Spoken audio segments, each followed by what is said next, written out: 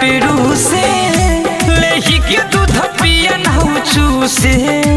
कि छोटे छोटे बतिया पेरू से लेही के दूध पिया नहु चूसे लेही के दूध पिया नहु चूसे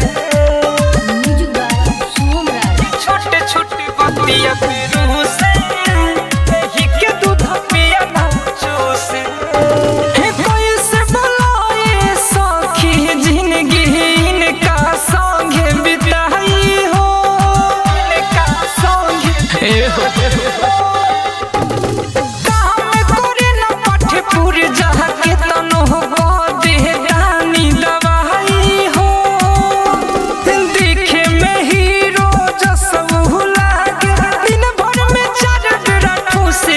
छोटे छोटे बतिया पेरू से लेही के दूध पिया नहु चूसे कि छोटे छोटे बतिया पेरू से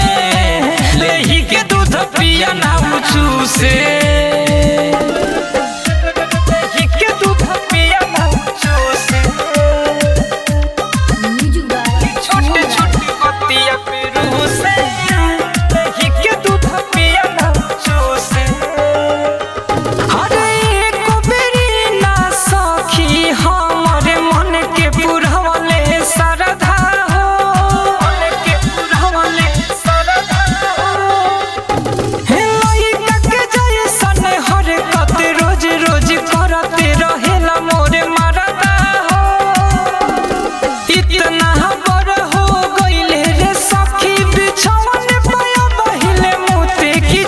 छोटे बतिया पेरू से लेही के दूध पिया नहु चूसे कि छोटे छोटे बतिया पेरू से लेही के दूध पिया नहु चूसे का कहिए सखी। अपना गीत रिकॉर्डिंग स्टूडियो घोड़ा सहन अहमदनगर।